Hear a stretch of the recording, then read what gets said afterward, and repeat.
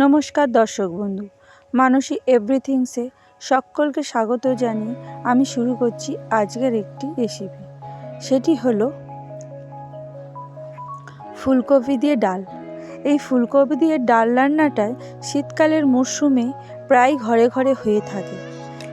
সেটি ভাত কিংবা রুটি যে কোনো জিনিসের সঙ্গেই খুব সুন্দর মানাবে। দুপুরের লাঞ্চে কিংবা রাত্রের ডিনারে এই ডালের রেসিপিটা দুর্দান্ত সুন্দর স্বাদের হয়।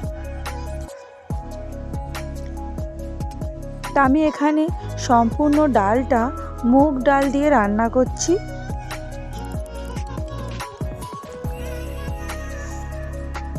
সম্পূর্ণ নিরামিষ রেসিপি,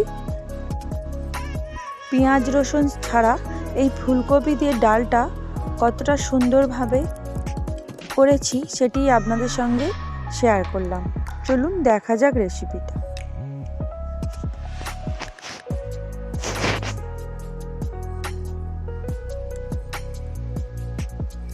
আমি এখানে ফুলকপিকে কেটে নিয়েছি, নিয়ে এটিকে একটু গরম জলে, হাত দেওয়া যাবে এমন গরম জলে ধুয়ে নিয়েছি, যাতে এর মধ্যে যদি কোনো পোকা থেকে থাকে সেটি নষ্ট হয়ে যাবে, বেরিয়ে যাবে। জলটাকে ছেঁকে রেখে দিয়েছি। এইদিকে কড়াইতে সাদা তেল দিয়ে দিলাম ফুলকপিগুলোকে। ফুলকপিগুলো দিয়ে এটিকে একটু সময় দিয়ে ভেজে নিতে হবে। ফুলকপিগুলো ভাজার সময় এর সঙ্গে অ্যাড করলাম 1 চামচ নুন ও 1 চামচ হলুদ গুঁড়ো।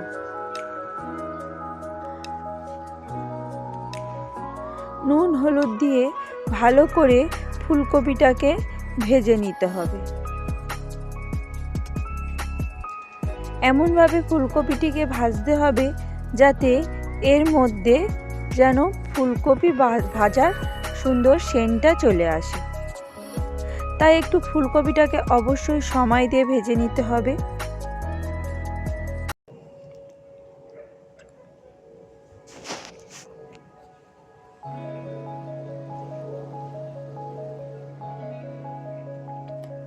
ফুলকপিটি আমার প্রায় ভাজা হয়ে গেছে। ফুলকপিটার মধ্যে কালার চলে এসেছে। এইবার ফুলকপিটা দেখুন কত সুন্দর লাল লাল করে ভাজা হয়ে গেছে। এইভাবে লাল লাল করে ফুলকপিটা ভেজে নিতে হবে। এইবার ফুলকপি ভাজাটাকে একটি পাত্রে তুলে নিলাম। সেই কড়াইতে যতটুকুই তেল ছিল সেই ততটুকু, একদম নামমাত্র তেল ছিল। আমি তার মধ্যে দিয়ে দিলাম মুগ ডাল। আমি 1 বাটি মুগ ডাল দিয়ে দিলাম। এবার এই মুগ ডালটাকে হালকা হাতে ভেজে নিতে হবে। মুগ ডালটা ভাজার সময় একদম রেস্ট দিলে চলবে না। মুগ ডালটা ভাজার সময় কন্টিনিউ খুন্তির সাহায্যে মুগ ডালটাকে নাড়তে হবে, না হলে মুগ ডালটা পুড়ে যাওয়ার সম্ভাবনা থাকে। মুগ ডালটা যখন ভাজবো তখনই যখন ভাজা হয়ে যাবে তখনই এর মধ্যে একটা সাদা সাদা ভাব এসে যাবে, আর মুগ ডাল থেকে খুব সুন্দর একটা ভাজার গন্ধ বের হবে। দেখুন আমার মুগ ডালটা আগের চেয়ে অনেকটা সাদা সাদা ভাব এসে গেছে। হ্যাঁ, এবার এর মধ্যে থেকে খুব দারুণ গন্ধ বেরোচ্ছে। এই অবস্থাতে আমি এর মধ্যে দিয়ে দিলাম জল। প্রথমে আমি কিছু অল্প পরিমাণে জল দিলাম, দিয়ে জলটাকে আমি ফেলে দিয়েছি।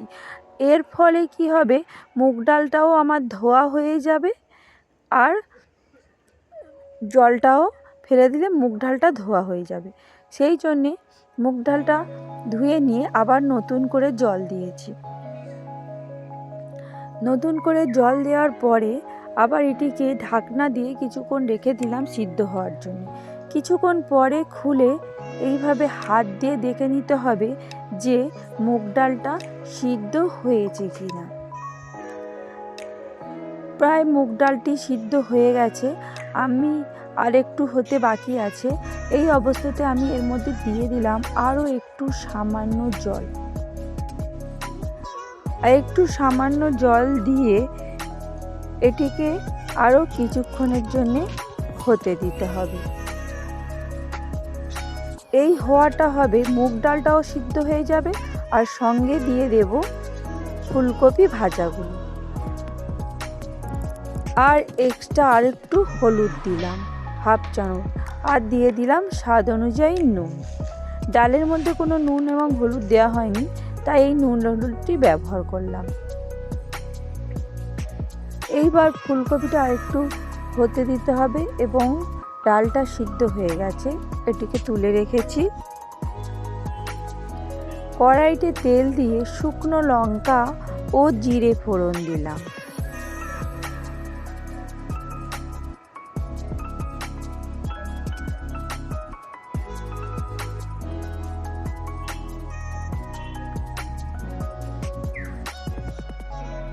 আর দিয়ে দিলাম একটু আদা বাটা।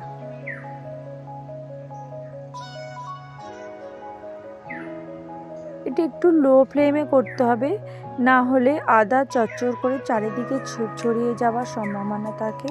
তাই আদা, জিরে আর লঙ্কাটাকে একটু ভাজা ভাজা করে নিতে হবে।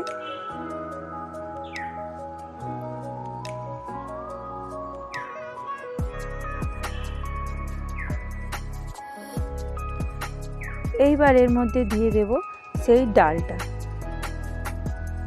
সিদ্ধ করে রাখা সেই ফুলকপি এবং ডাল দিয়ে দিলাম হাফ চামচ চিনি।